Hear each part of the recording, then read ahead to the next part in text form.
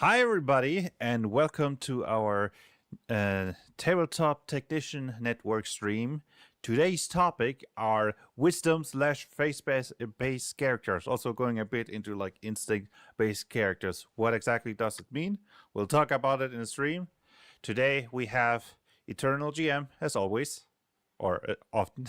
Today's topic are wisdom. Oh wait, I forgot to mute the stream that I'm watching. Sorry about that.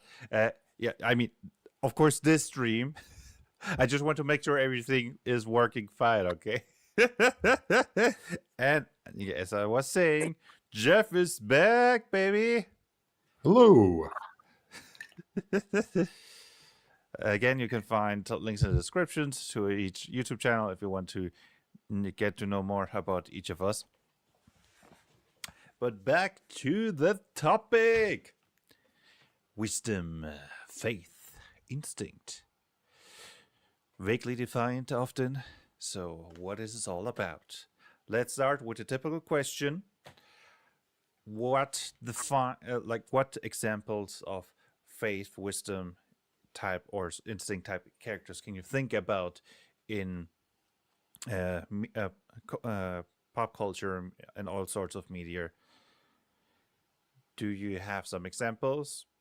Jeff, Eternal, first one. You want to go first, Jeff, since you've been gone?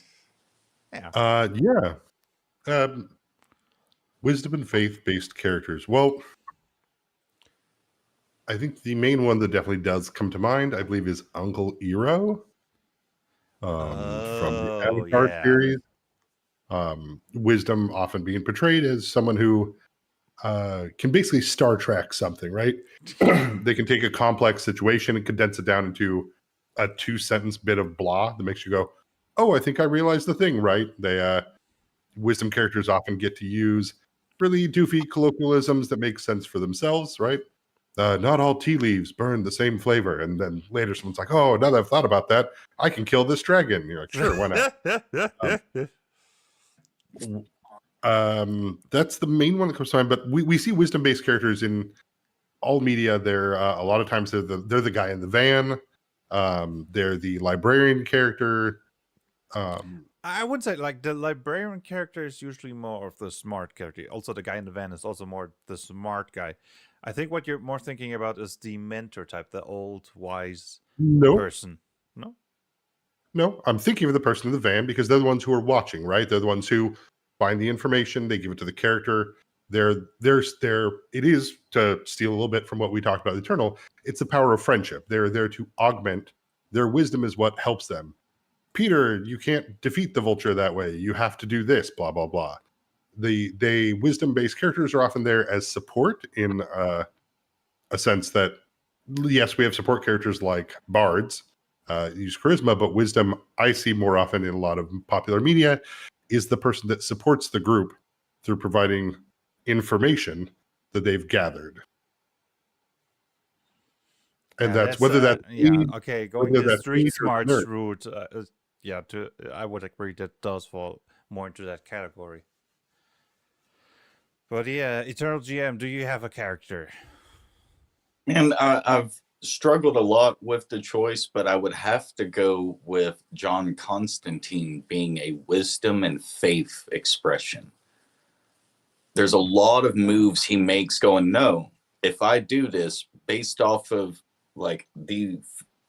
this character, they are going to do this. Like, he has slit his own wrist in a movie knowing that they're not going to let him pass. They're going to keep him alive. And so he literally ends a movie making an action in faith, which saved everything. He also has a lot of knowledge of just how the demon side of the world works, supernatural forces, has a lot of connections, and sometimes has been that kind of character with all the information to give to the rest of the party, because people like Batman and the rest of the Justice League didn't have supernatural powers generally in the original core group. They didn't have someone like Dr. Fate till later. So John, some of you check the live stream. I'm getting connection issues. I'm not sure it's just on my side. On Twitch or on YouTube? YouTube.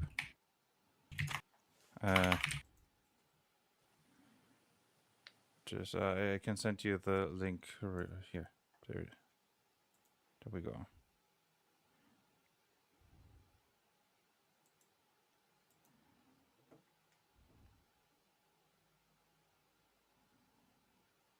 So, is it working on your end?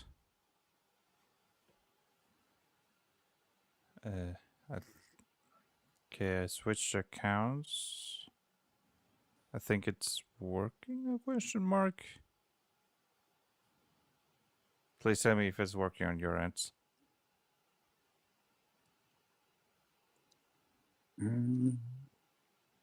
Jeff, you're quiet. I can't hear you anymore. Sorry, I pressed mute on my mic there, so I didn't get a double. But It's working? Okay, good. Sorry about that interruption. Well, we need to make sure it's actually going. Yeah. I think effectively I was done with describing like Mhm. why I was bringing up John Constantine as a representation of faith and wisdom. Yeah. Then I'll continue. The one character I thought of was Gandalf. Again, he goes a bit into the old mentor position, but also in a sense that he is called a wizard, but he's not a wizard in the sense as we nowadays often think in tabletop and fantasy settings, that it is a studied individual who learned spells over time. No, he's more of a divine being given physical force. In that sense, he's also a faith type character. So he is old, wise, and his power is divine in nature, and also part of his connection with the creator of Middle Earth. yeah, I believe if you read the Silmarillion, he literally is an angel. Basically, he's an angel, given flesh.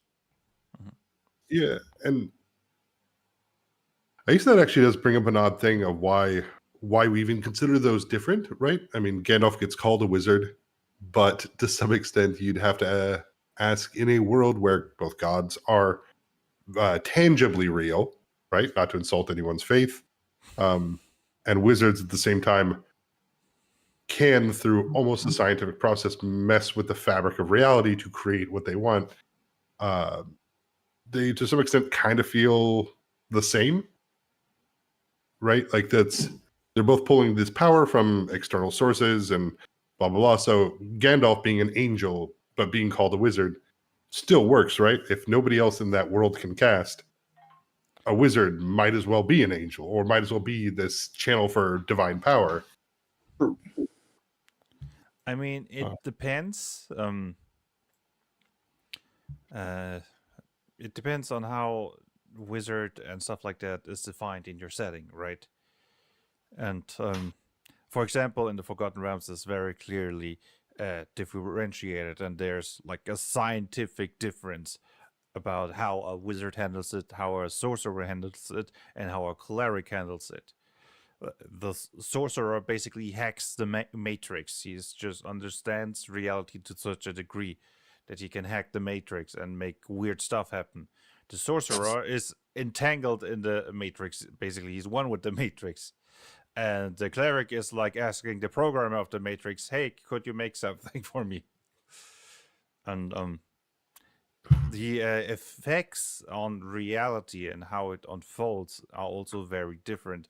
The way a wizard does it is usually very forceful, and lore wise can actually leave wounds in reality if done to an extreme extent.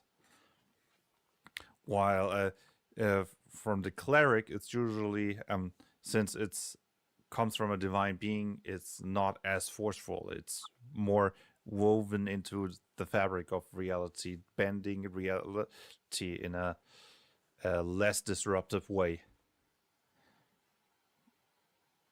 Which, but there are different kinds of wizardry in that sense. Of course, the elven high magic, which is way slower, but it is basically being a wizard, but trying to do as little harm to reality as possible by just reshaping it in very slow and subtle ways, which leads to wizards basically being able to cast a spell in a few seconds, while the high elf magic, it's a very slow process.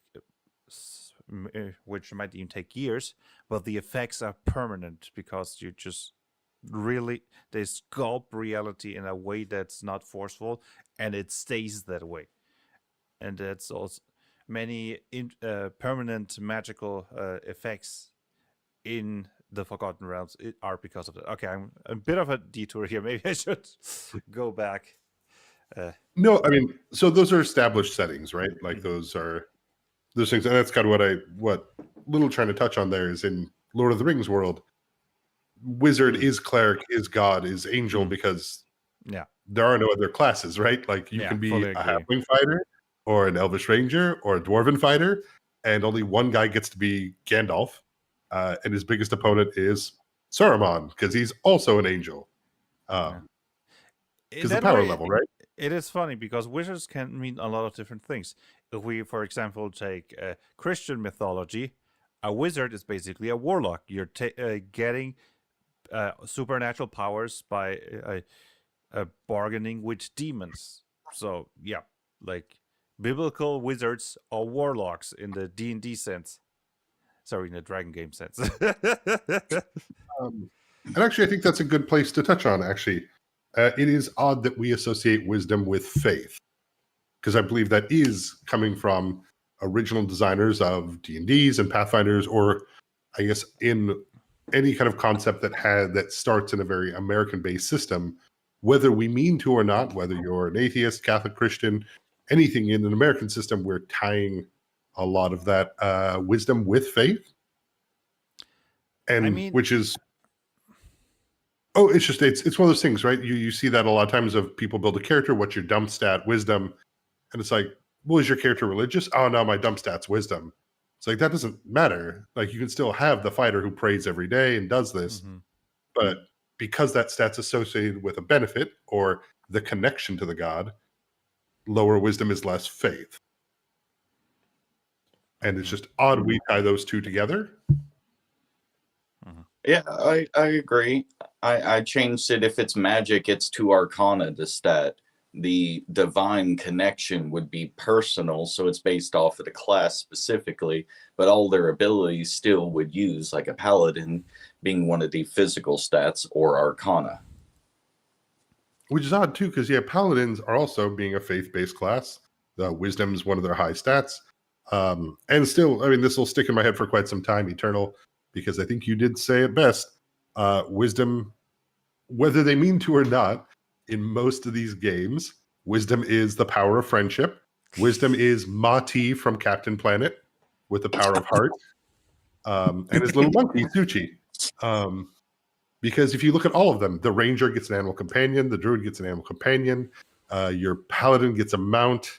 At some point, every wisdom class is about forming a connection with a non-human. Specifically, which is odd that wise people can't make friends, but they can wander the forest to hang out with all the squirrels.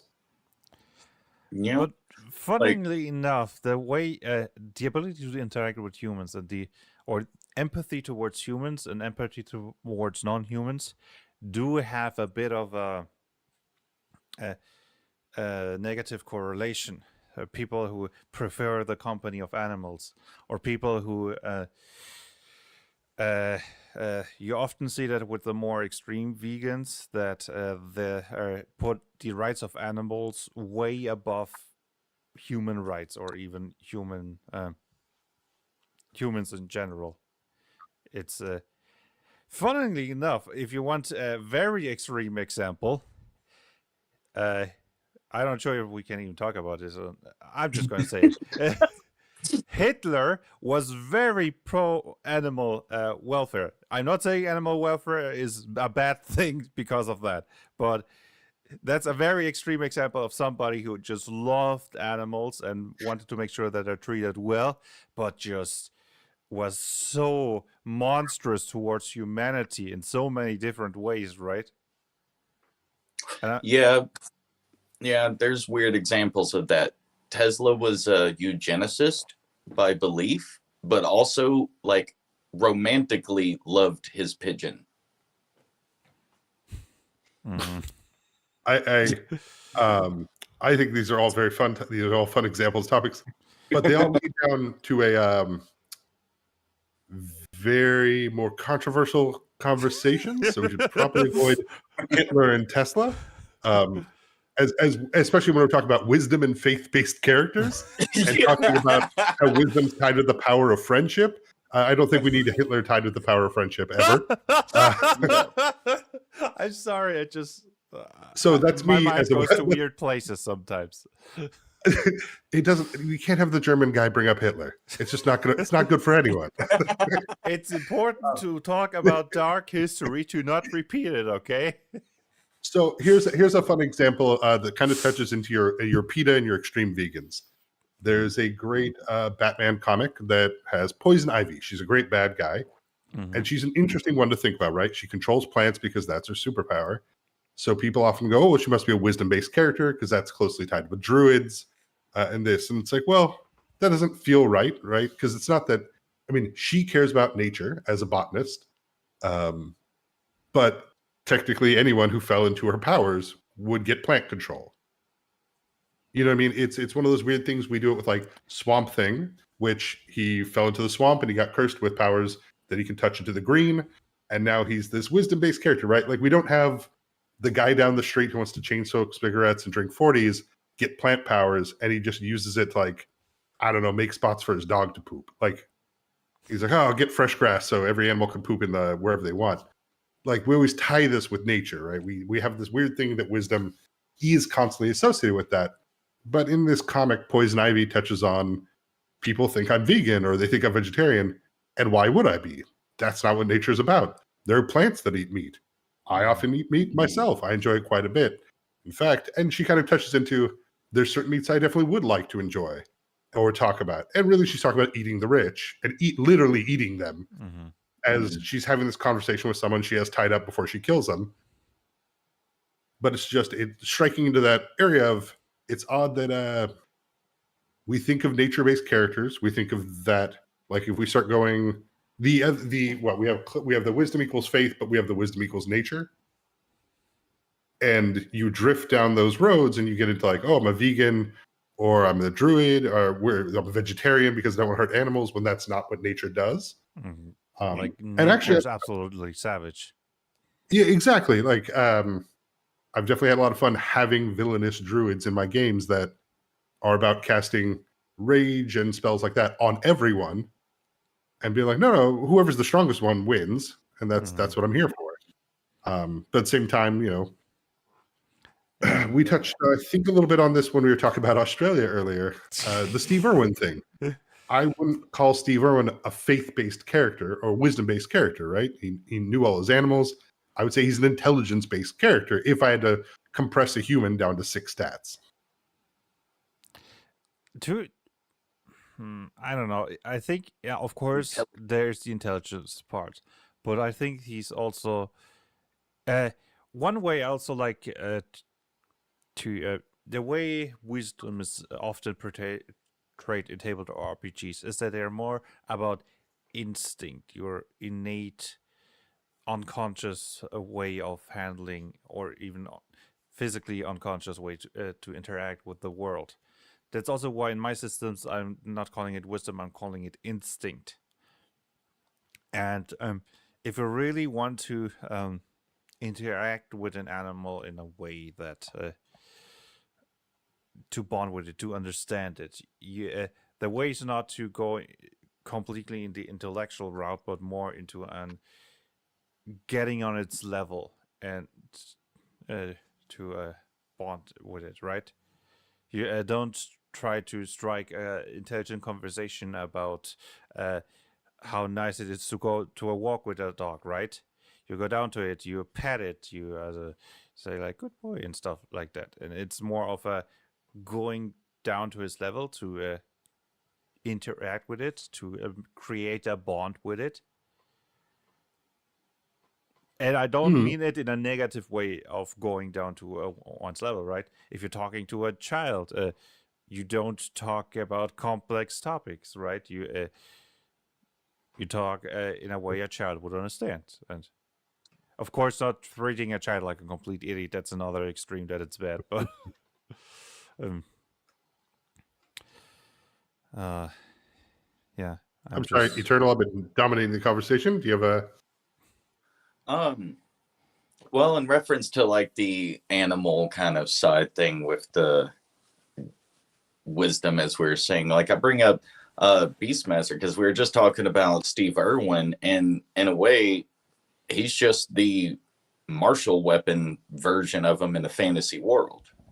This guy could deal with animals. He had made friendships with animals. Like I can't remember what wild cat style creature he had, but he had one of those, like 2 ferrets and a falcon. And he had abilities based off of these. Like he could see through the falcon's eyes. He could communicate with the ferrets, like that could help drag a rope over when he was stuck in a sinking sand pit. And obviously the big cat attacks. So it was kind of like that warrior druid character. Like if you haven't seen the movies, they're worth watching up until the next one is in where it says Beastmaster in LA. Forget that happened. Just don't watch it. There wasn't yeah, that's another. also in the 80s, I think. As soon as you bring the fantasy characters into the real world, you know that okay, this is a bad movie. I mean, Well, like, to a I'll certain get it that way. extent, also in modern sense, right? But yeah. But I think this is a good point to segue to the different types of wisdom characters, because I think the conflict about how we understand wisdom is because there are so many concepts packed into wisdom. You have the faith-based character, you have the wise mentor, you have the one in tune with nature, and so on, right?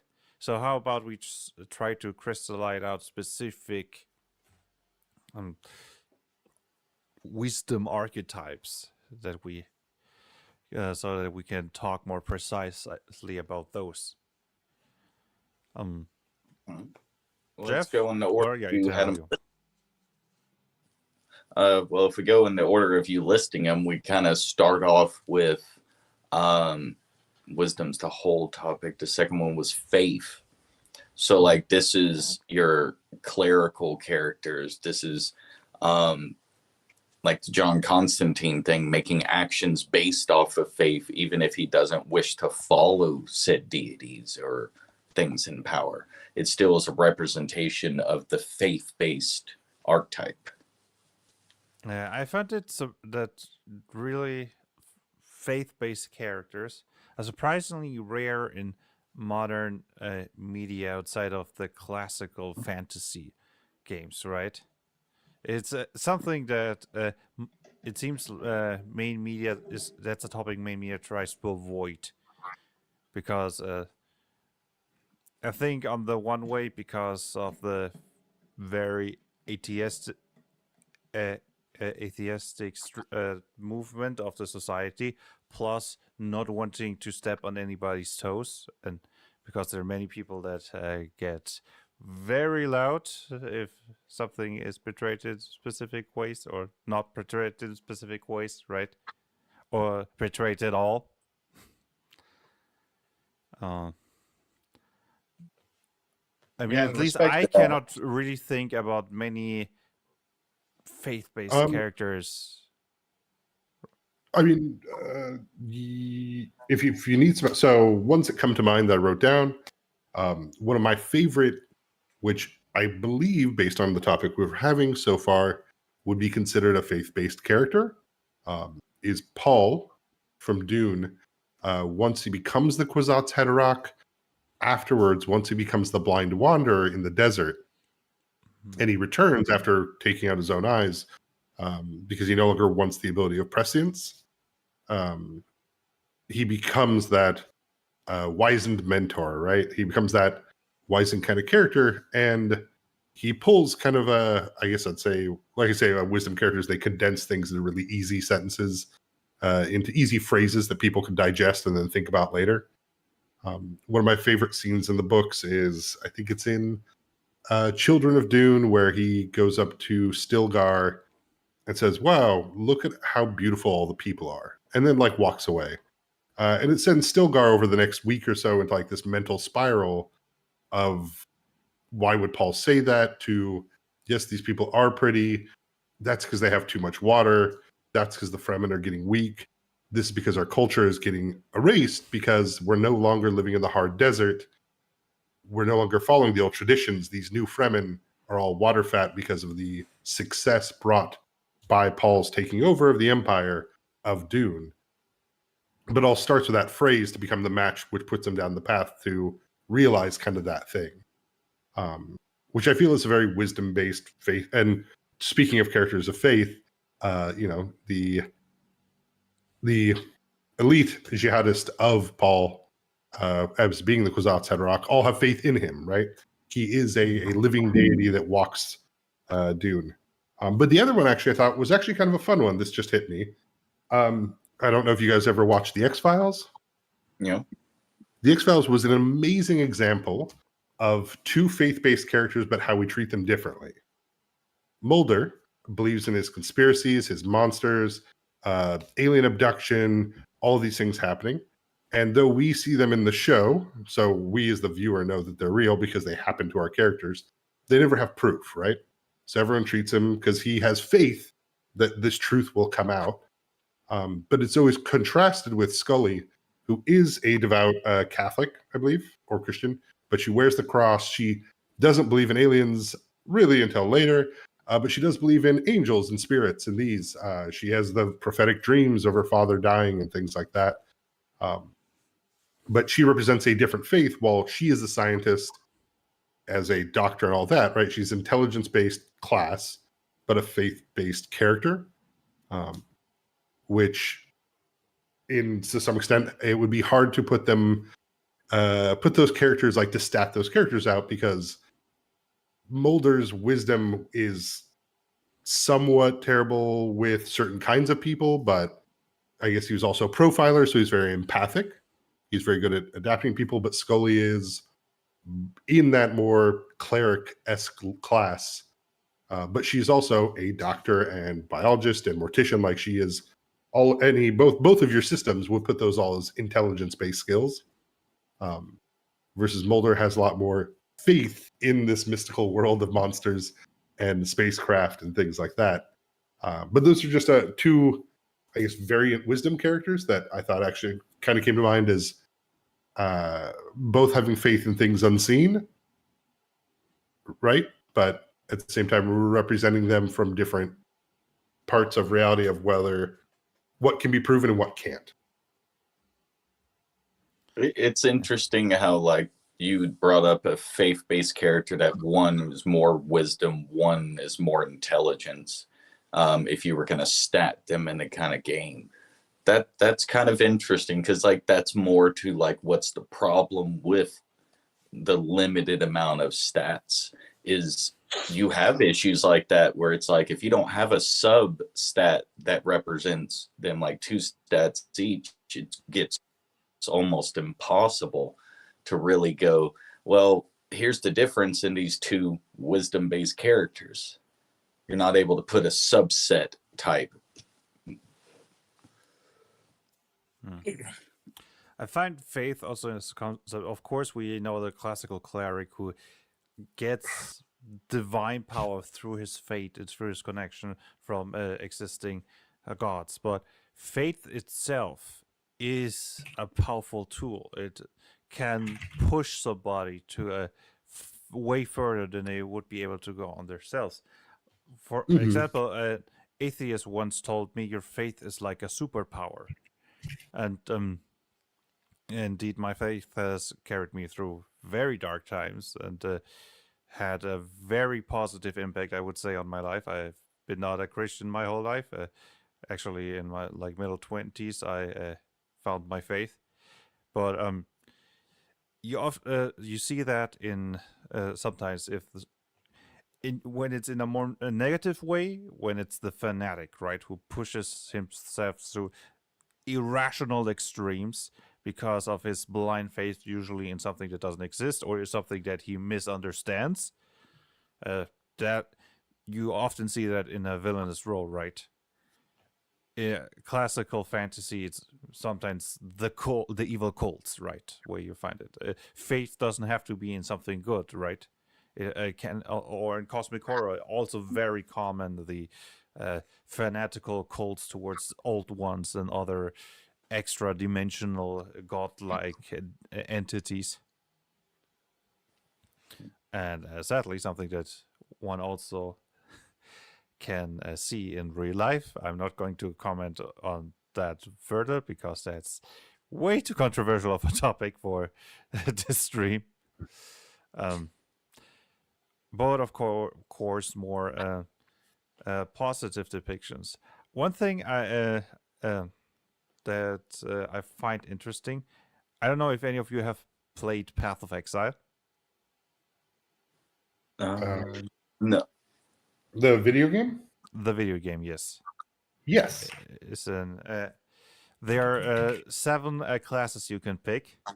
All of them exiled for different reasons. One of them is the Templar, who was actually part of the religious order that was the main empire, but got exiled because he killed somebody. Basically, he did something he thought was right, even though the corrupt order told him not to do it. And one late in the game later, the Templar is represented like with pretty much a fanatical faith, and that pushes him to fight against the evils of the island he's been exiled towards. And in the later ends of his journey on the exiles, as he's fighting the dark god-like entity that's in the island, and a native woman says this. Your power in your the thing that gives you your power is not your false god, but your faith in that false god, which I found a very interesting way to see that, right? Even if the god was real or not, his faith pushed him to fight against the evils that he faced, and without that faith, he would have given up way earlier.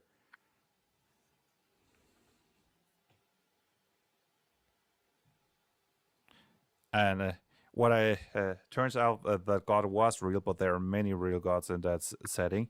And what I really dislike, it made a story expansion after the main island where you get off, and all the old gods come out and they kind of rampage, and you have to take them out, and you have a fight against that specific god that the Templar fights. But they do not have any recordings for the characters after the first story bit of the island. And you have the Templar fighting against his god, killing him, and he has no reaction. And I'm like, come on, man. Could you get back the voice actors, write something, some reaction of the fanatic who was forced to kill his own god?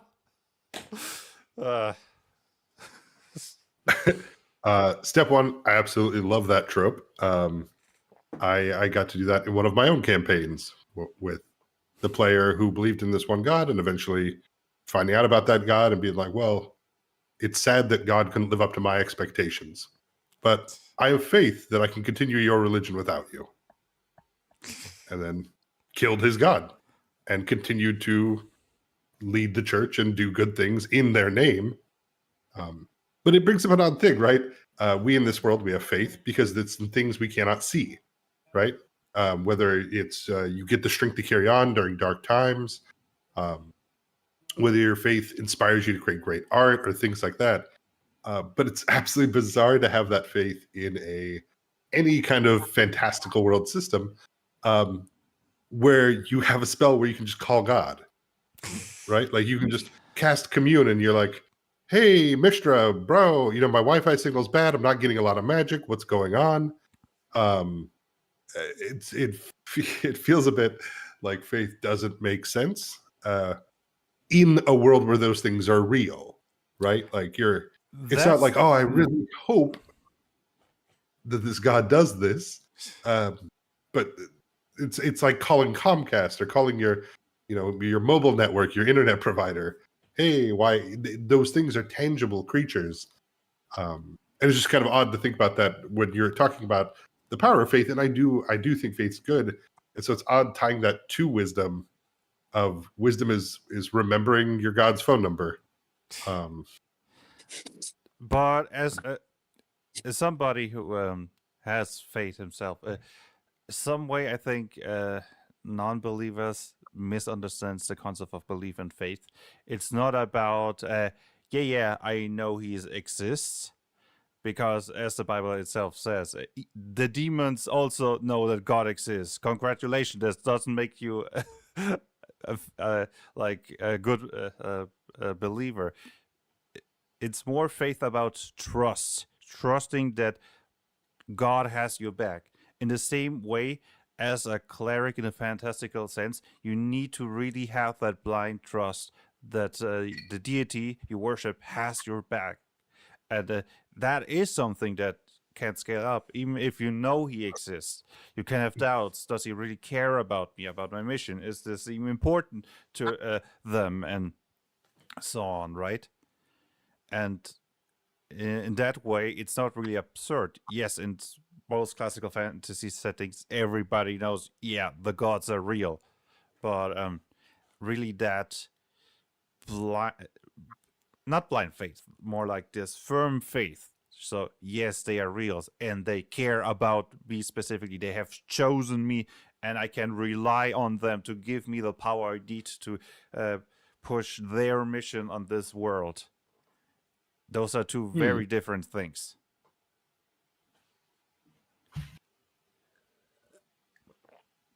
And even if you know that a god is real, it's not that easy to give them that blind faith. And here we go with the faith in the sense of power of friendship. Having faith in your friends that they got your back, in that sense, is something similar. When you're back with your friends surrounded by orcs, you also it's important to know, okay, I trust the guy behind me, that he's fighting anything off that's trying to attack me from behind, so that I can focus on those orcs attacking me from the front, right? Mm-hmm. And of course, you believe, you know that your friend is there and exists, but it's a different skill to trust him to such a degree that you're not going to turn around because you know he's got your back.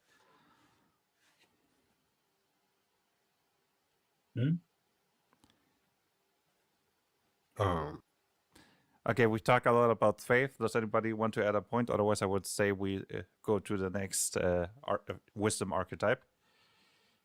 Yeah, no, I mean, go to the next wisdom archetype. I guess the hard part is I think we have those so tied in our head, because wisdom itself, by wisdom, has nothing to do with faith. Wisdom is the application of knowledge through experience, age, or good judgment, right? Like the definition of it.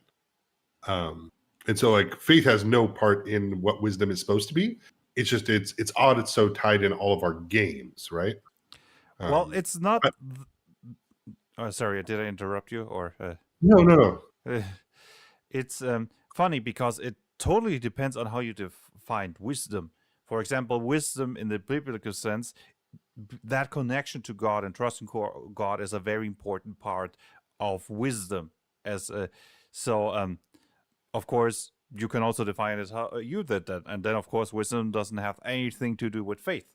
But because most of our modern fantasy has these deep European Christian medieval roots, which had a lot of belief in the Bible, you have the connection between the Bible and wisdom because that's how they defined it back then. Right. That's all. It's more. I guess it's more me thinking. Even though I am not a person who is religious, though I respect religions for what they are, it's still wisdom is tied with faith in my head, right? Mm-hmm. Even though I am not that person, it's still, when I go to think of this, I think of faith-based characters. And it's like, damn, that's tough, because wisdom doesn't mean that, but it is how we look at it, right? again, it does mean that depending on your definition, and a word can have multiple No, definitions. And one thing, even sure. if you think of the other definition where it doesn't have anything to do with it, you're coming from a culture that has been influenced by Christianity for almost 2,000 years, more like 1,500 years. I mean, So in that every sense, culture. do not underestimate how much Christianity influences the person you are today, even if you're not a Christian. Oh, I mean, everybody agrees it's the year 2023 because of Jesus. Yeah, right. I mean, it doesn't matter. If we all follow Jesus as our calendar, I think Which we is can all agree actually- that Christianity influences everyone. Actually, technically, we're following a monk who wrongfully put his birth year on the year 0, even though Jesus was definitely born before the year 0. But yeah, technically, yeah. Yeah. But that's what I mean, is when I go up the literal definition of wisdom, it has no tie to that. Yes, you can say in a biblical sense it means this, but that's still, you have to put that qualifier on it, right? Mm-hmm. Like in a corporate sense, wisdom might mean this. In a comedic sense, wisdom means this, right? Mm-hmm. In a comedic sense, wisdom is timing. Yeah. And that's also a thing about wisdom. Wisdom is extremely tied to the culture in which you use the word. And not just culture in the sense of a nation, but also subcultures, like you mentioned, companies, comedy, and so on. And it's an extremely malleable word that means highly different things depending on who you're asking. No, and I would agree. I agree 100% with that. And I think, I think that's why it's a good idea, I think, in more modern games to get rid of the vagary associated with it. In Eternal's core system, having mysticism or power, having those things kind of separated out is important. For your system, having instinct, I think these lend well to not only giving the player a better idea in their head of what their character is representing, because when I think of instinct, I can think now of a Princess Mononoke character, right? But I don't. But it's I don't have to think of them as being a druid, right? I don't have to confine them to a class that uses that stat. I can think of them as a character that uses instinct. Mm-hmm. So I can make whatever character I want, but instinct represents that. And in our standard 6 set D&Ds and Pathfinders, because the classes themselves are so tied with their stats, you end up, I think, doing a disservice to both players and kind of creativity by limiting that, right? By limiting what you can create because you have to make it fit their definition, right? In a D&D style, wisdom is tied only with these religious-based casters, shamans, druids, clerics. So if you want to play a character that has a strong instinct or mysticism, or has that, maybe they're just at peace in the woods. The hermits, I don't. right? Yeah, if you're a Disney princess, would we say they all have wisdom? No, because some of them are kind of just dorks. Some of them are smart. Some of them are pretty. They're different characters, but all of them have to be able to control animals in the woods in order to make dresses and do things, as I see in every movie. I mean, like, the I just way want- they often control them is through singing, right? So you could argue, yeah, the princes have a high charisma, which I think we can all agree that they're designed to have a very high charisma. So they're using charisma to control the animals. No, and that's also part of it, right? It's like charisma is the ability to influence and interact. And charisma is another one of those loaded words, right? Because so many people go, "Oh, you have a high charisma. Why, you must be a sexy paladin." And it's like, well, Man, hold up, It's just real quick on that. That is exactly why core system has a trait system, and you can pick beautiful. It just costs a lot.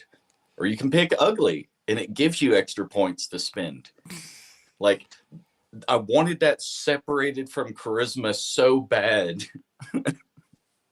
no, and I mean, really, it's just what is it? To quote two things on charisma, and then I'll go back to wisdom.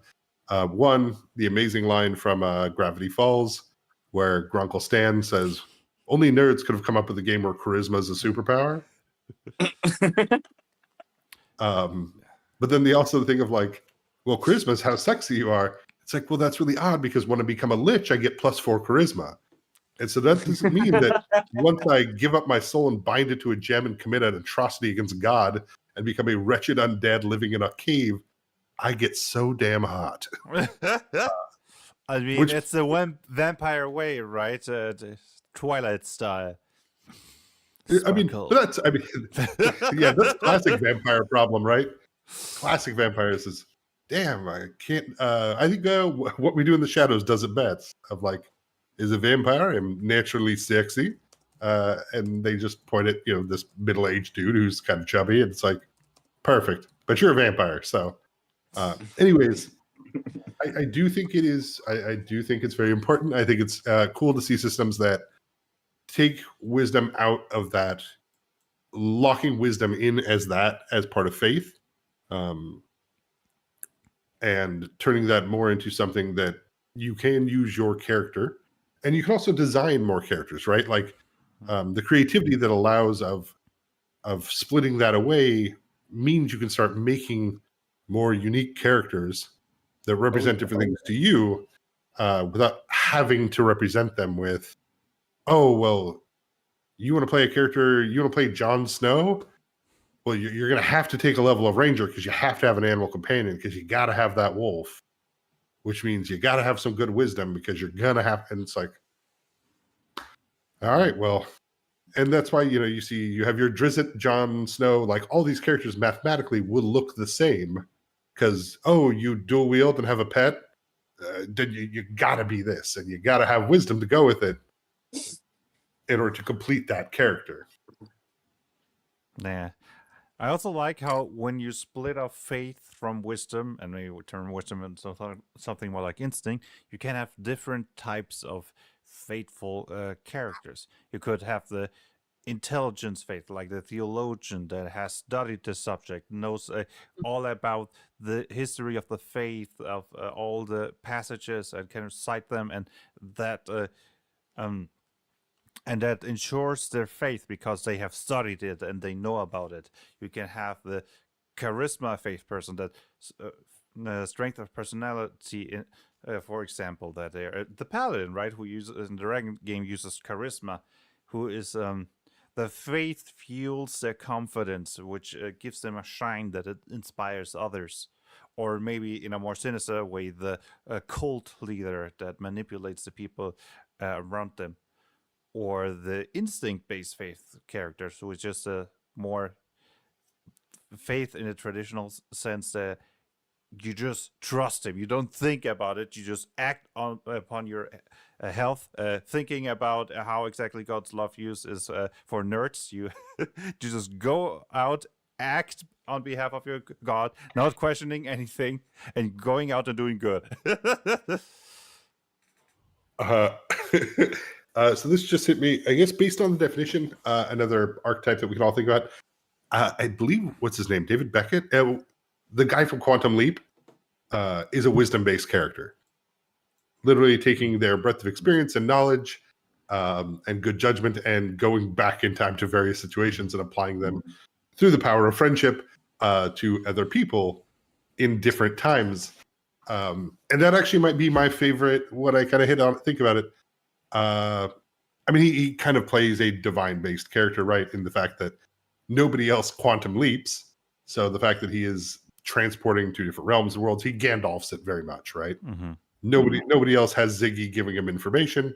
The guy in the van, as he transfers himself to various time frames where people just have to deal with his enhanced knowledge of future things, but it's more his wisdom and how he can apply it to talk and translate those ideas to new people that have never encountered what he's going to discuss. Just another media figure that made me realize that is also technically would be a wisdom-based character. The time travel thing made me think for a moment that technically, by the way we're talking, would make Doctor Who a wisdom intelligence character with variable charisma based off of which doctor. Mm-hmm. Yes, definitely. Yes, intelligence, definitely. Wisdom, yeah, definitely. And again, charisma depending on how handsome the actor is. Wait, just kidding. does that make the companions animal companions? I mean, they are different species. I mean, And I mean, a Time Lord is genetically way above evolutionary, above a human, right? uh, that reminds me of a YouTube video I saw about the stereotype of the evil aliens that always wants to kill us, and him telling about why would an advanced civilization just treat somebody that is on an evolutionary scale below them horribly without any reason. And I'm just saying, we as humanity are constantly doing that with animals. Like, this is absolutely not a counter argument. Like, just look at real life.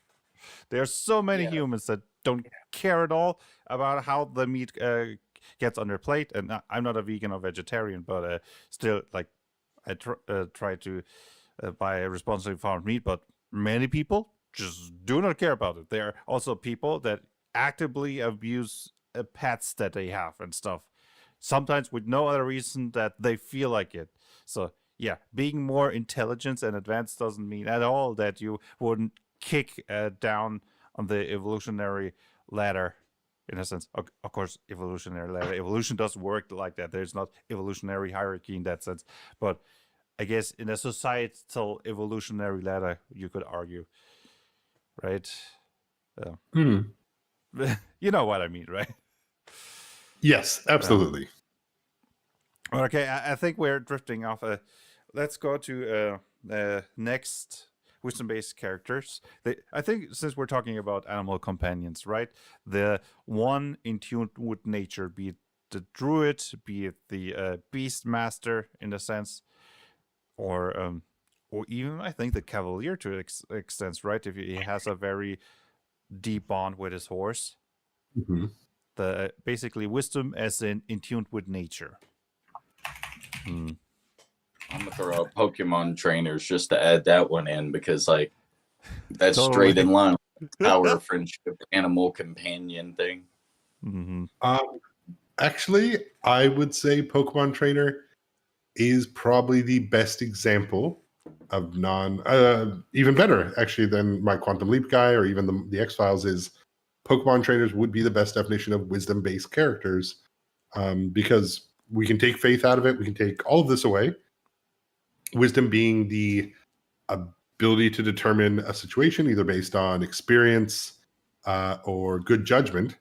A Pokemon trainer must know what each Pokemon does and kind of what's the best counter for it, what abilities, what moves. It also requires them empathizing with a creature that does not speak their language, unless you're Meowth.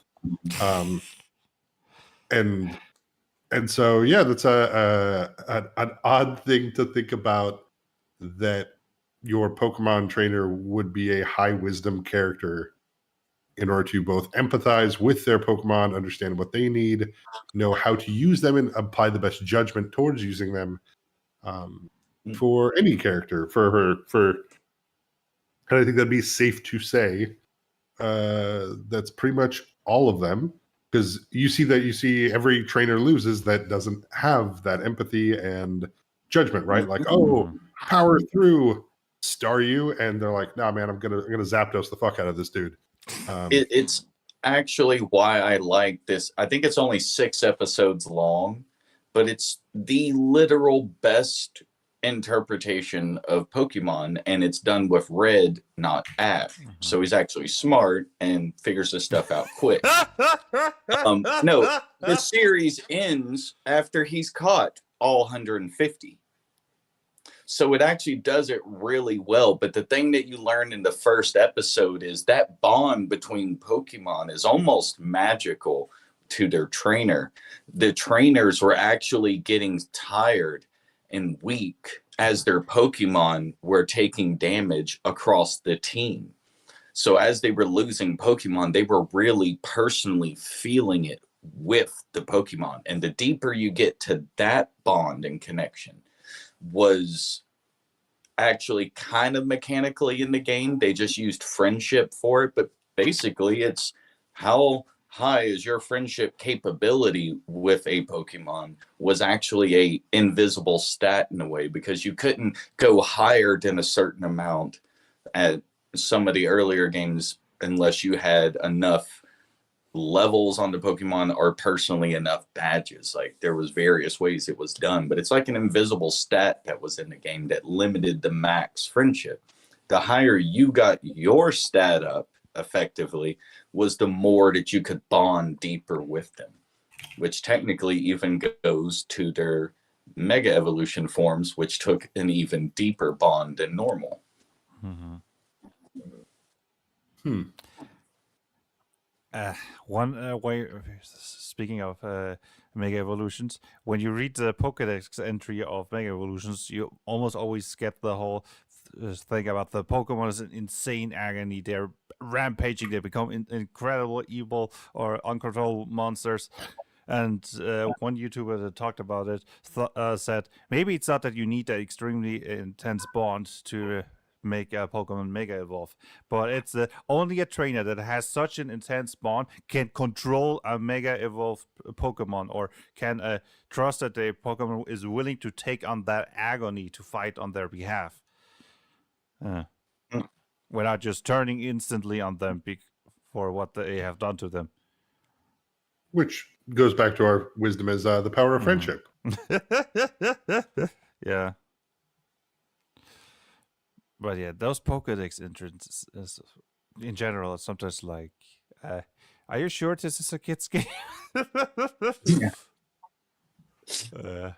I mean, there's also the meme that, the trainer who's a 10 years old boy is writing all those entries after seeing the Pokemon, and that's why they are so bogus. Like that lava Pokemon who is hotter than the surface of the sun, which, if it were scientifically accurate when it's in the Pokedex, his Mirrex instance would be like a nuke. I don't know if you've seen that YouTube video where somebody pitted all Pokemon, non-legend Pokemon against each other in a simulation, saw how it would, what would happen, and that Magmar, no, it's not Magmar, that lava snail basically didn't came out at the beginning of the battle. He was kind of stuck in the Pokemon during the animation, and when he came out, just the whole island got nuked, and only like 5 Pokemon were left that somehow could survive that insane explosion. But okay, wisdom as in, of course, it's not only the animal training side, right? There's also the druid, which is classical, who is in a sense also a bit of a faith character, but less in the sense it's more about harmony and less about trusting the source that gives you your power, right?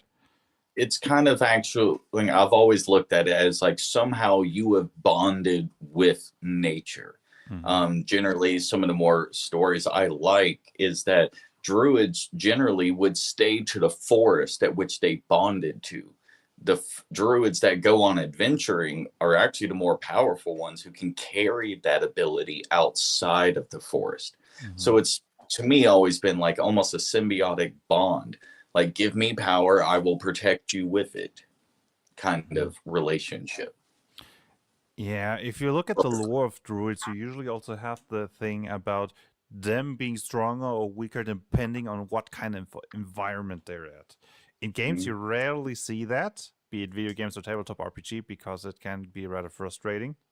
But yeah, my system has actually traits that allow you to simulate stuff like that, determining areas where you get stronger or areas where you are weaker, if you really want to lean into that. But It's weird. Yeah. I just basically describe druids as nature warlocks. Which, I mean, honestly, they are. They're making a deal with the patron.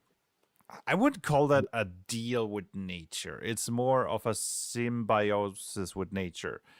While in the warlock, it's more one-sided. There's a definite power difference, not just in the sense of magical power, but also in the sense of who has more power in this contract. And the Geomancer in Final Fantasy Tactics, which is fairly druidic. They actually do all of their powers trigger off what type of ground you're standing on, and that determines what spells you can cast. It's a very fun game if you haven't played it. They also actually tie faith. Faith as a stat in that game applies to all magic. So if you have high faith, you can cast. But if you have low faith, you take less benefit and damage from magic. Interesting. So if I have high faith, I can cast a fireball and does more damage, and I can heal for more. But if I'm targeting an ally with low faith, the heal does less because they don't believe in it as much. It's like voodoo rules that voodoo can't affect if you don't believe in that, right? Yeah. At least that was the voodoo rules in one horror movie. I'm not sure if that's actually like part of their faith. Yeah, we cannot forget that voodoo is an actual real religion and not just right. It gets stolen, fetishized, and used in various ways. But I mean, I wisdom also kind of ties in if we're talking, whether it's through religion wise of the knowledge and power you get from something beyond, druidically, like the harmony with nature, being able to attune to the feeling, whether it's mysticism of the things above and around you that are not immediately visible. Wisdom is also your meta sense, I guess. Which is funny because then Deadpool is a very high wisdom character by that definition. Though I don't think anyone would say that he is known for his good judgment. That's why you gotta separate skills from stats, so you can have a high meta skill level, but a low wisdom score, and still be good at meta skill checks. It's actually funny you bring up Deadpool because he's literally one of the main, one of the top 5 reasons why we added wit in as a stat. And in our game, each stat has 3 properties, and under that there is resolve, so like he's good at dealing with like fear or intimidation checks, but he's also comedic and seductive. So Deadpool perfectly is a high wit character because you could literally, he's been ripped in half and he goes, oh crap, I guess you shouldn't meet your heroes in real life, and that's it. Like he's just responding with freaking humor and like isn't even deterred by him being a big bad guy. So like he's showing resolve, he shows humor, and he seduces everybody or attempts to, including Spider-Man. Really? Spider-Man? That has been a thing. Spider-Man, Deadpool, and Wolverine are actually a cool trio to look up what they've done on missions together. Okay.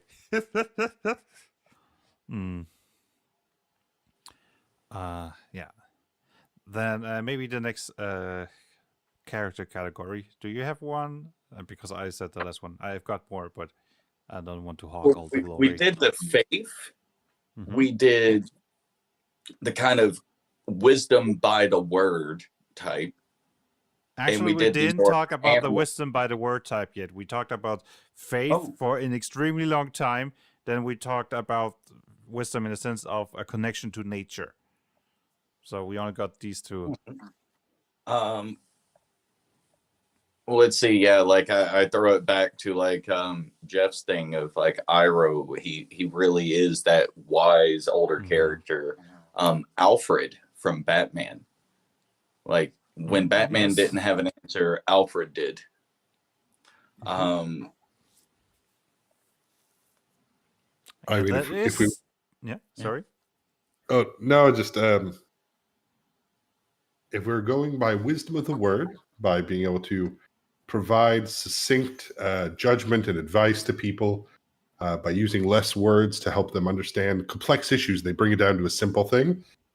Forrest Gump is a high wisdom character. Oh, yeah, I guess, in a sense. I mean, he through his simple mind, he often provides people with 1 or 2 sentences that condense complex issues into a way that they can understand and improve themselves. Through the power of friendship, he helps literally everyone he encounters, and he seems to have a greater awareness of things beyond himself constantly. Yes, you're right. I mean, one of the most famous sentences is about life is like a box of chocolate, right? It's a metaphor how to.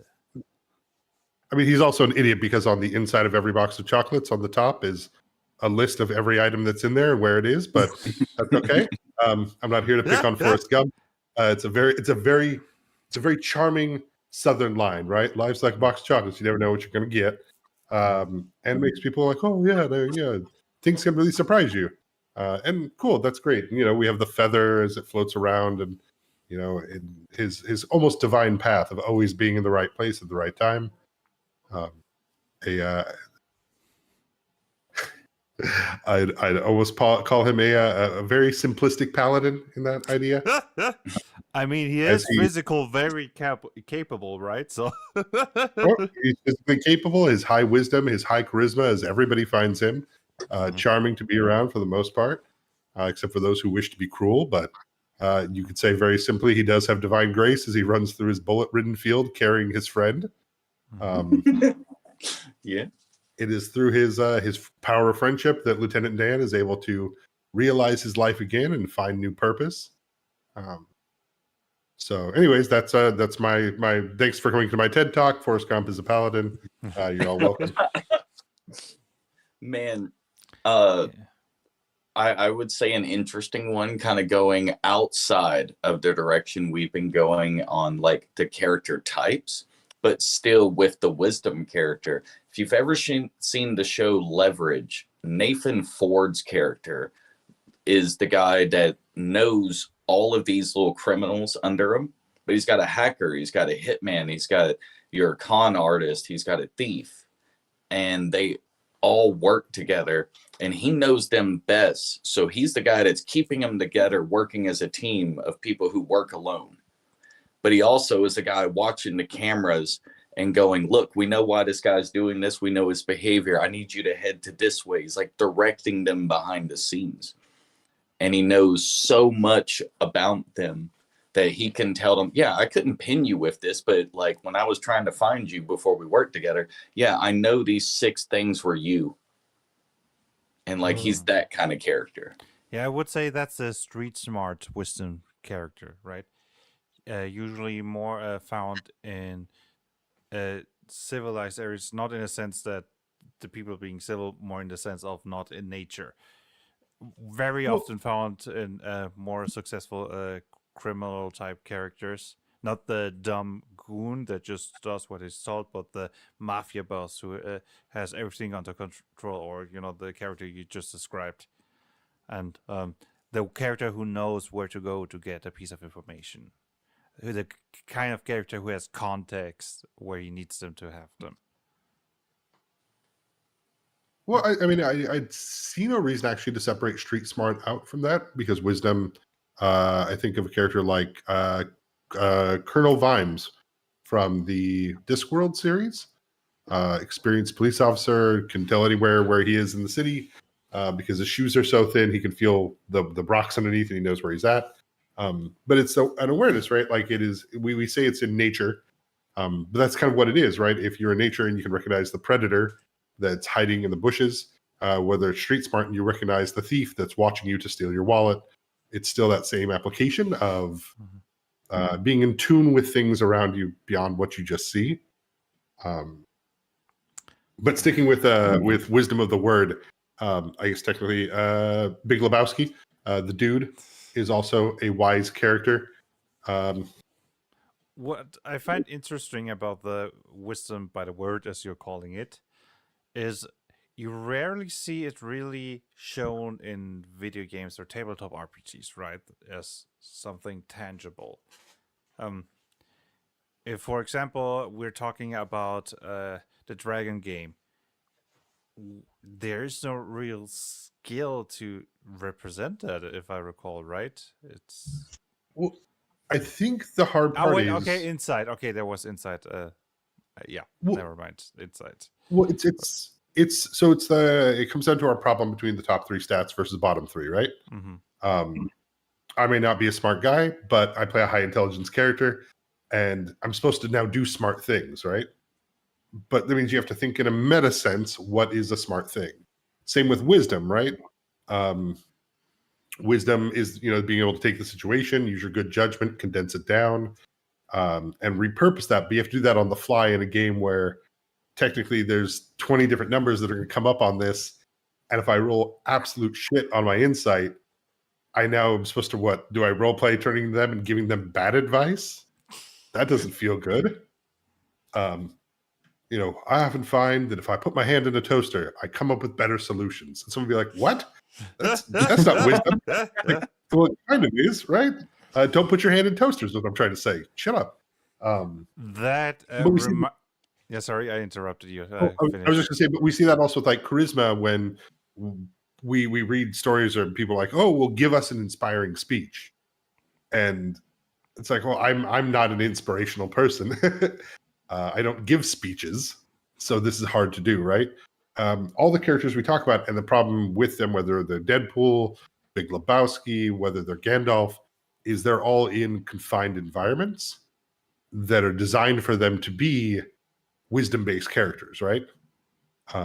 They're 100% already in that world as an established fixed point, and so they'll always be ready to respond correctly. Versus in a game when you have your average table, you have 5 people sitting in a room improvising, while also rolling a dice that may or may not tell you how well you did with that improvisation. Even though the dice shouldn't define that, right? You can still give a rousing speech that means something, and then roll bad. Hopefully your DM doesn't make you roll if you give a good speech. But you know what I mean? It's that problem of these wisdom-based characters. All the ones we're choosing are in scripted scenarios, and so their ability comes across as wisdom because they have to be right by the meta of the show, right? It's like me making fun of Forrest Gump of like, just look at the top of the box, bro. You can see where every chocolate is. It's right, literally all the boxes. It's there because nobody's gonna sell a box of chocolates that might have something you're allergic to, and not tell you that half this box is full of peanuts. Peanuts. Did you just define the difference between Captain America and Iron Man? Like Iron Man has these like good like old-timey sayings that make sense and they'll help you out, but Iron Man walk up and just flip the box over and go, it's right there. Walk away eating popcorn. Yeah, that's why Iron Man can sometimes be really annoying. Well, I think that's why was it the first Avengers movie is a little bit annoying because it's all done by Joss Whedon, where he's known for his everybody's witty and everyone's clever, and every person has a line ready to go, and it just feels weird to have Iron Man say something and Captain America has a clever comeback, and then the Hulk's also like, and I'm also on top of this, and it's like, like I don't. What are all of you doing here? Stop it! Like all of you are at an open mic. Go away. This is dumb. But yeah, I mean, it's. I would say wisdom-based characters at a table become a lot harder to roleplay because you have the meta factors of adversarial GMs, you have the dice, you have what level you are, you have so many things that prevent you from coming across as wise, which is a bummer, right? And I think that's where both your systems, mysticism and instinct, are a better fit because it'd be weird for the DM to say you don't have an instinct about that. Be like, oh, okay, well, I mean, that's my character. I'm role playing, right? But if you don't like it, then you can just take your toys back and you tell me what I do. Or mysticism, right? Those things. But wisdom being what it is, really requires kind of, I guess, the table to work with you to accept that you're a wise character, right? Yeah. All right, I'm done.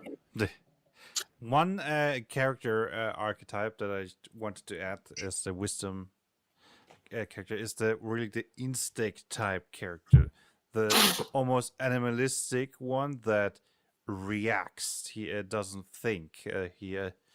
I know we are kind of pivoting away a bit of from what traditionally is understood as wisdom, but we see that in even games that use the wisdom stat, like the dragon game.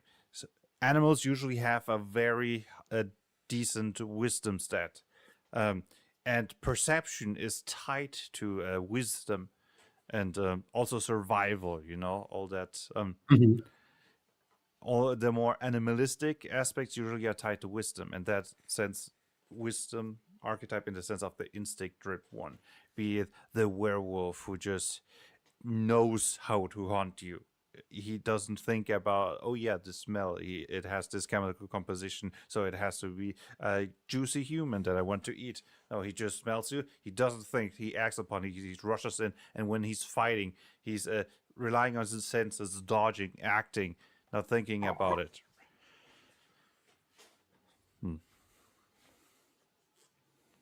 Right? I love the timing of you bringing up awareness, because in my mind, talking about like thinking which character am I going to bring? Like, what is this bringing to my mind? I start picturing the blind swordsman or the blind martial artist, and then you go, it's also tied to awareness, and I was like, oh, yeah, that was great. Yeah, that's what I mean with the instinct-driven character. The blind swordsman is a classical example who just his other senses are so heightened, and he's just so in tune with it, the way he fights, right? Um, so I would definitely put that in the same category. Yeah, it was just funny timing how you brought up like perception and awareness as I was thinking of the blind fighter. I'm like, oh, well, I mean, yeah, there's a problem with the stats.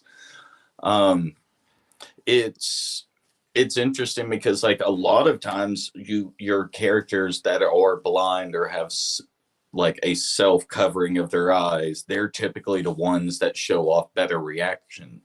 I mean, even Kakashi in Naruto for a long time was that guy for, you know, who would you call instinct? And it's like, this guy, he can just stare at you and follow what you're doing and almost pull it off at the same speed. If that's not instinct to follow someone else's movements, I mean, I don't know what else you would call that.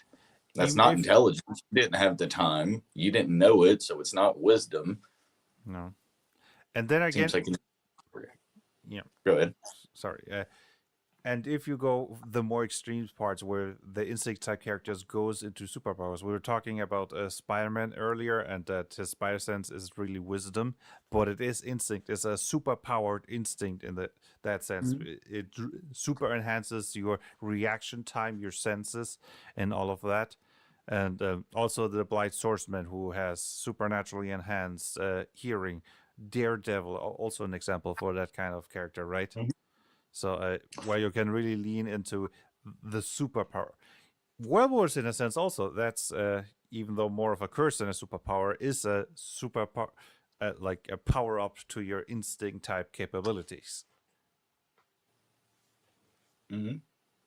Like I don't remember the term. It's like given in the like official book of like powers broken down in Marvel, but it's basically like perfect geometry when reacting to blocking bullets.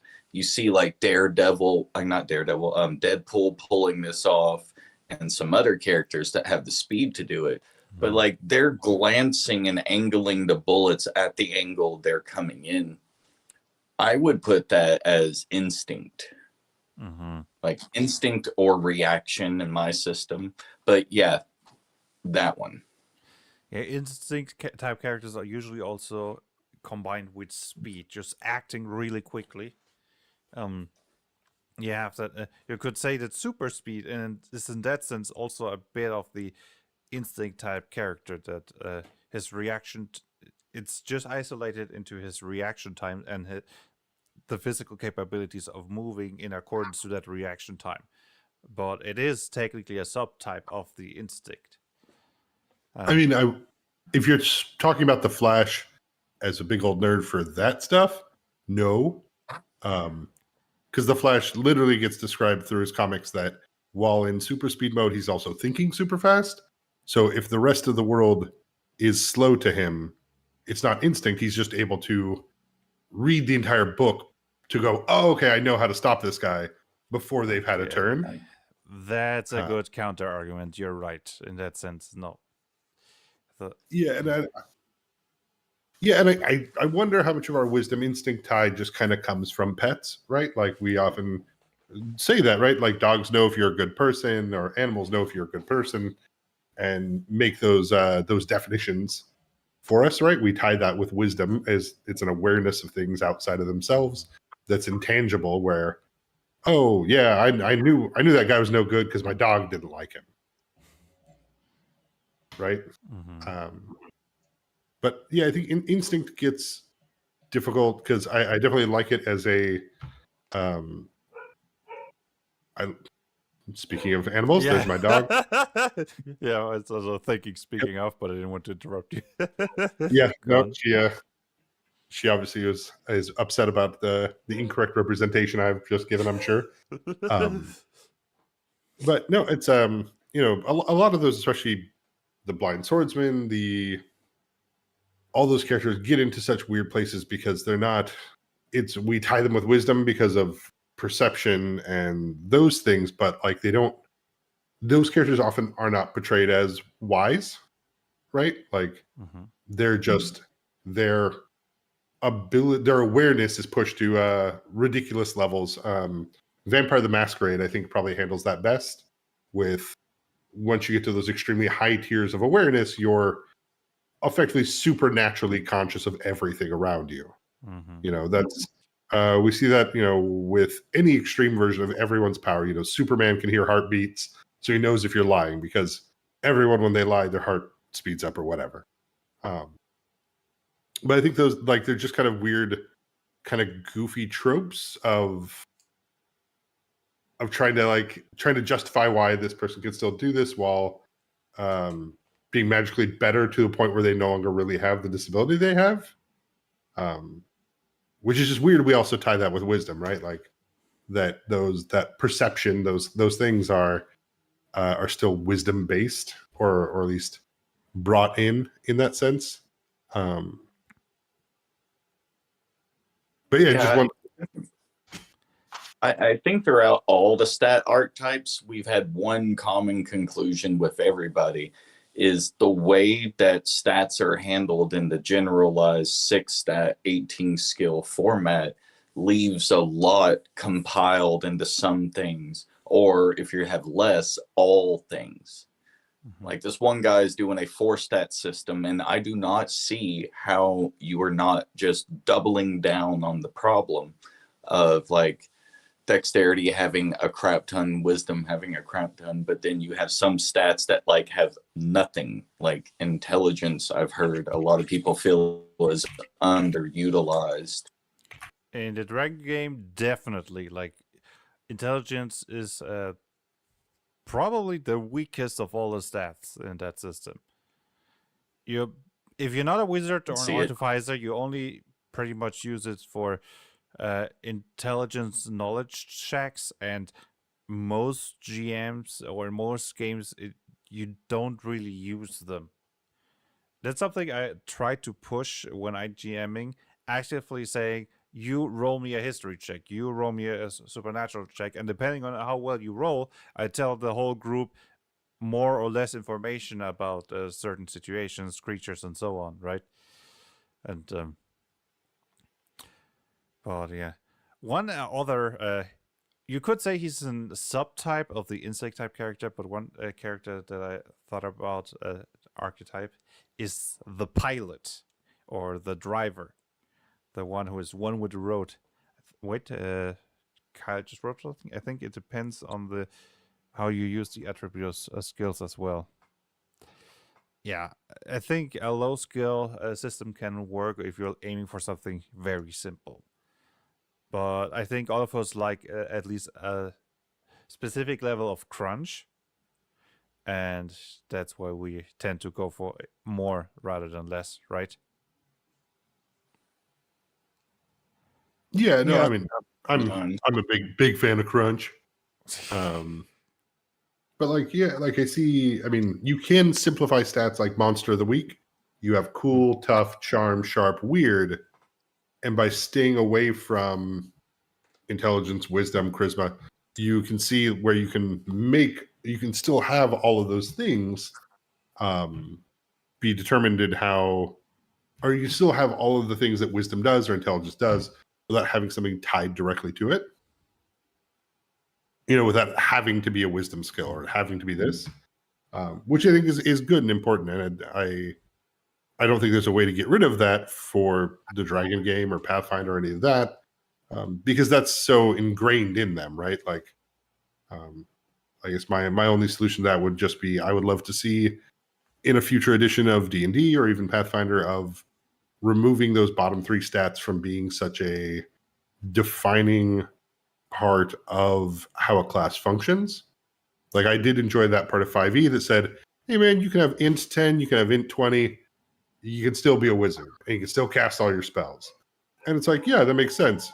Arcane magic for the most part is effectively cooking, right? There's wizard spells and there's recipes. So I don't need a fucking doctorate to follow and make chocolate chip cookies. Right? Like, it's weird that wizards got to be the intelligence only stat, intelligence only class. It's like, oh, you have to be smart to be a wizard. It's like, why? You're just following directions. Like, you'd have to be bad at this otherwise. But it's very complex instructions, right? If you compare it with an engineer building a complex machine, you're just following instructions. Yeah, but misunderstands one thing and the whole thing explodes, right?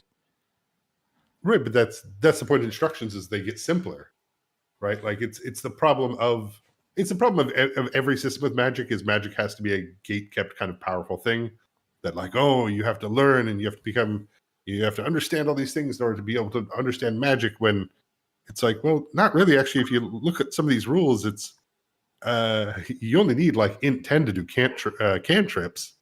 So really every commoner should be able to cast, create water or true strike or whatever, because they're really basic spells. I've seen plenty of examples of people not being able to build IKEA furnitures to know that it's not that simple, that you can say it's simple instructions, everybody can do it. No, that is true. That there are always those who beat the odds, right? And with wizard spells, especially once they get more complex, we're not talking about IKEA building shelves or something. We're talking about building a nuclear reactor. Here are the 800 pages and all the parts. Go ahead, but be careful, otherwise you'll get cancer or die instantly, or nuke the whole neighborhood. Yeah, don't do that. But no, I think that's why in our system, it's like, if you don't have Arcana, even if you could cast, it's going to be so likely to miscast that it's probably just not smart for you to try. But if you have enough Arcana, you have a better chance of rolling. You put the time into training your individual spells and your path of the class you're picking of magic, then you've put in the time, the years. So as a level 1 character, you're already actually been practicing this for years. You have an abundant amount of Arcana, so you have mana to spend on these. So if you don't have mana, you can use spiritual fortitude, but if that runs out, you need help, or you could end up being subtracted from the player list. So when it comes to that, these are some of the bars in world effectively of the physics of our reality that prevents other people from wanting to try magic. Because anybody can walk up that has enough Arcana and attempt to do this, but it's actually extremely dangerous and chaotic when you don't have the time put into it. I'm a bit afraid that the way you're looking at magic is the way that some people look at science. And I understand vaccines. I Googled it for 10 minutes. Now I'm an expert. It's not that simple. It's that magic talk, we should probably, I love magic talk, but I do believe very much in systems where you have to define if your magic is science or if it's art. That's definitely hard versus soft. You know what? I think talking about magic would be a great topic for a whole stream, but we're running out of time, and we still want to talk about how we solve how we represent wisdom in our systems. So let's talk in depth about magic, soft magic, hard magic. Is it really that easy to cast magic or not? In a Mhm. dedicated stream for that, I say. So, Okay. Eternal GM, how do you handle wisdom, instinct, faith, and such in your system? So specifically with wisdom, like I was saying earlier, we took the idea of the intelligence to wisdom comparison and actually broke out, kind of like we did with power for the physical stats, we did with the mental stats to now have wit, the quick thinking, snappy part of your intellectual. Where wisdom, we look at your knowledge that you've gained over time, so it's connected to all the knowledge skills, and intelligence takes over the understanding, teaching, and breaking something down of how it's functioning. So basically, learning, teaching, and trying to understand what's in front of you. So we split a lot of what's all wisdom between these, and they do have supporting skills and properties.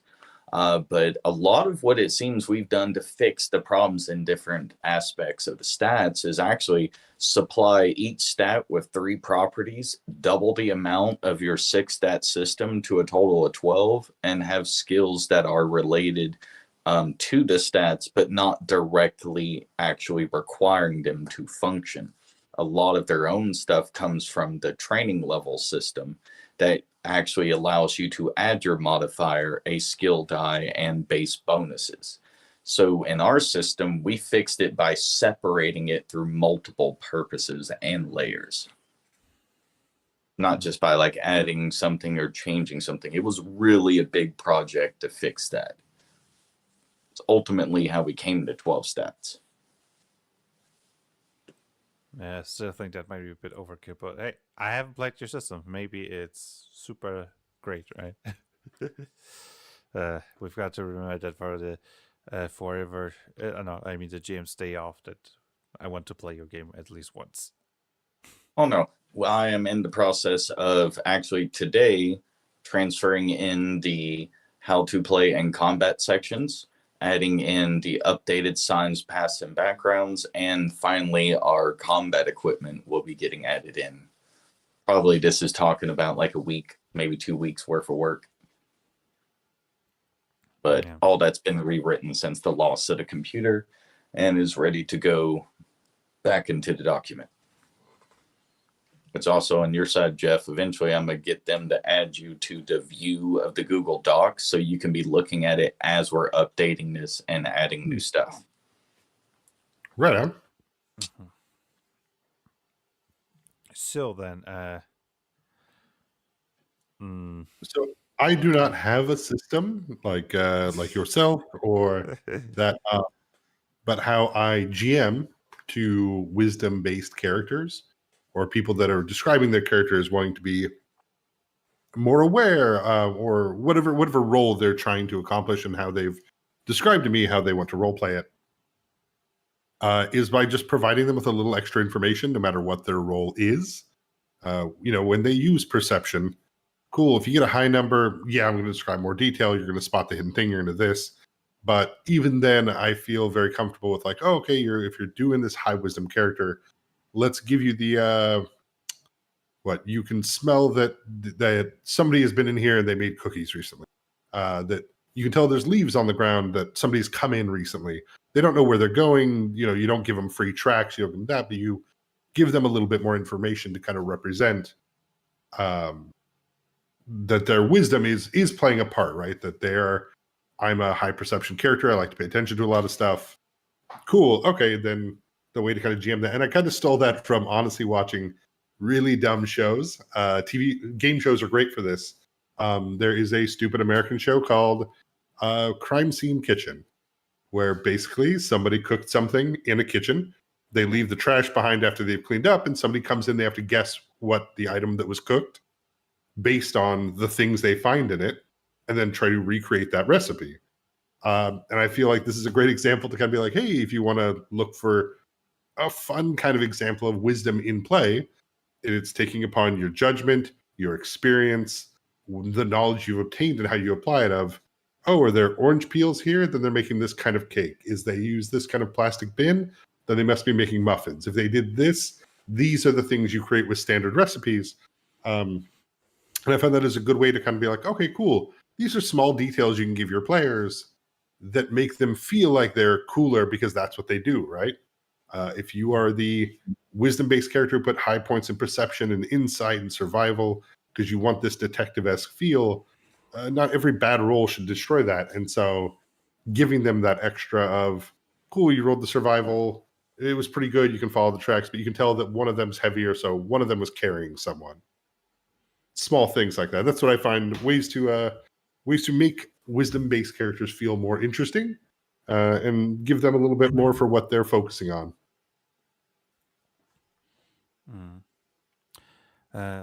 Yeah, nice. I think I'll talk about my system then.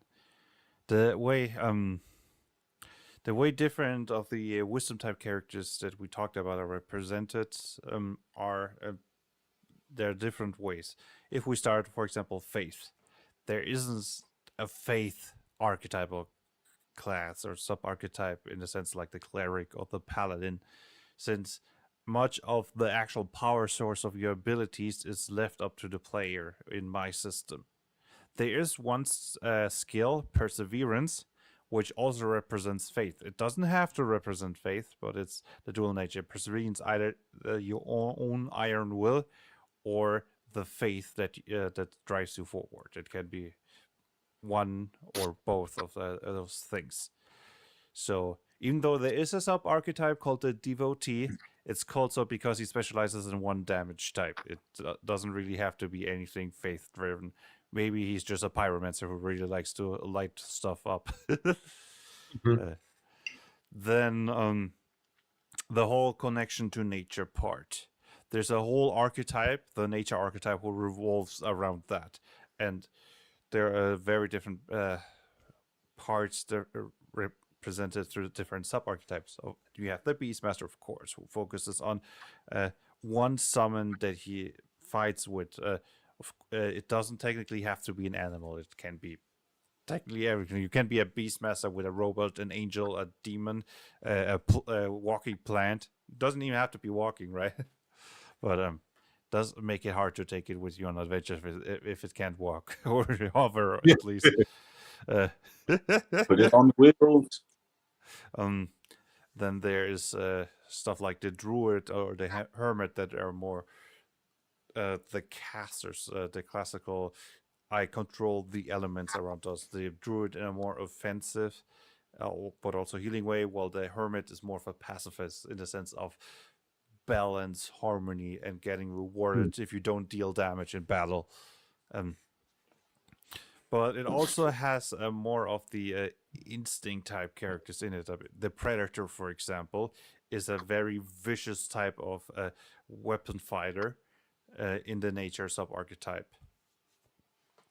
The whole also speaking of instinct, I don't call this that wisdom. I call it instinct, as we already mentioned. And instinct roughly represents how good you are at acting without thinking. And those sub differences of the different archetypes are usually represented through skills. Since in my skill, the stat doesn't have as high of an impact as the skill level you have in that, you can be the Deadpool wise. The meta skill is an instinct skill. You can have low instinct and or wisdom in quotation marks and have a high meta level, right? Or street smarts is a skill when we talked about the street smarts type character, right? The also intuition, all of that. And one thing, instincts increases your initiative, allows you to act faster than everybody else in that sense. So it also represents the instinct type character. So we had faith, I had nature, I had the street smart guy. I guess wise, the wise character. That's in a sense not that will represent. Of course, you can play a wise character, and there are skills like intuition, for example, that can represent wisdom in that sense. Or maybe in a more intellectual sense, you could go into history skill, psychology skill, to represent that wisdom. The when you mentioned the whole cooking thing, that's also improvisation is an instinct skill that, among other things, represents your ability for simple crafts like cooking. So I have that connection represents it in there. But yeah, I guess I don't have that much to really. That's the thing, right? The traditionally wisdom type character is more about role play usually than really representing it through rules. And yes, there are some skills that can help you to sell that fantasy of the wise character, but wisdom per se doesn't, for example, give you any advantages in combat, or even when representing its utility outside of combat is usually often more of psychological, giving other people advice to do the right thing, right? I guess you could argue that the Inspirer can be played in that way. And you say, and his inspiration abilities are just him giving good advice, right? Right. You could also counter that with for an evil version of wisdom by the word, I would be Hannibal Lecter. So Yes, he is a that very would smart be. character. He often uses his condensed wisdom, his short things to he drove the guy insane next to him in the thing over, right? It's small things he says to people that put them down odd paths. Oh yeah, that's definitely the tormentor sub archetype in my system. Basically, Inspirer, but in reverse by debuffing the enemy, and you can totally play that. That's like that kind of character who just knows the exact same word to make you hesitant for a second, which is all it takes to take you out.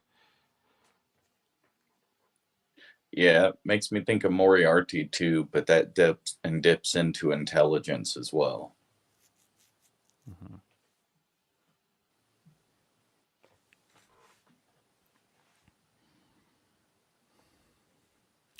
So, yeah, I think those are the most important ways to represent wisdom in all its aspects.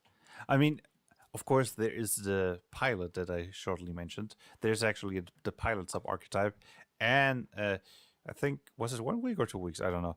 Yeah, I had this huge vehicle update and reworking how the pilot interacts with that. So that's also an wisdom type character slash more, I guess, more towards instinct.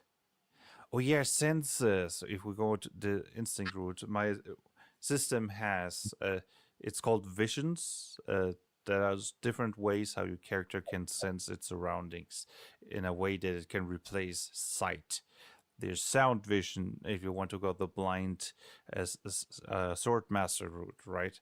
There's a seismic vision or smell vision if you're going more the werewolf route, and of course also more supernatural things like supernatural vision that allows you to feel magic around you, or psychic vision that allows you to sense the psychic presence, or life vision that allows you to sense the life force of things around you, and so on. But yeah, I think that's it. Yeah, I think that sums us up well for this Sunday morning. My brain like morning. I was like, oh yeah, type zones. Yeah. Mm. So, yeah. Anybody else has something to add to the topic? Yeah, if there's a question chat or something, if we have something great, but yeah, I think we've covered it for the most part for right now, at least.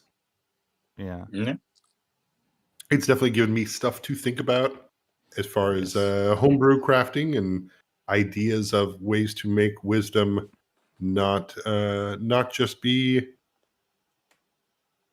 so tied with faith, right? Like things that to get my brain out of that scope where you pre-assume how wisdom has to go, is taking it away from that, right? Working it more towards faith as, or wisdom as friendship, or wisdom as attunement or awareness of the people around you, whether that's animal companions or whether that's your actual companions. Oh, yeah, right. I forgot the whole power of friendship part of wisdom. I actually have a greater talent that it's called power of friendship that boosts you the more allies are close to you.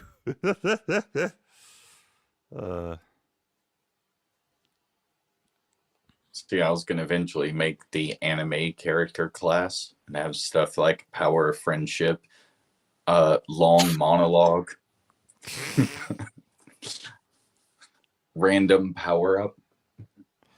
Yeah, I Just don't make need it a a- specific anime class. I can do some real anime stuff already in my system. It was yesterday in the Ishanekon Arena stream in the second round. There, he's technically not from an like all of the characters are original characters that I made from the tournament in a comic that I thought of but never really published, other than the 6 first pages, and some and that character was technically I invented him for a video game, but yeah, he's pretty like anime style stuff in his sheer speed and capabilities, and he also has like different power levels. He's basically a teenager that got kidnapped by aliens that made experiments replacing his spine with a device that is powered by a transdimensional substance that can generate infinite energy, and it's kind of backfires for the aliens because the device was so effective that he basically destroyed the whole empire. In the fight itself, he can basically decides how much of the power he uses at the same time. The power can get depleted, but it always recharges. So it's all a question about how quick do I want to end this, right? And the risk reward around that. And in the game, he was also just double. I used the channel sub archetype, which just double buffs at the start of the turn, and he was super powered, super fast. And I described it how he basically moved so fast that the others couldn't really see it. And I also have the ability Flash Step, which is basically an animal style move, right? Where you move so quick that you just appear behind the enemy. So, yeah. Shindaru, or whatever that. Speaking of faith, I think you're ascending, Jeff. Yeah. It is my time. It has come. I was God the whole time.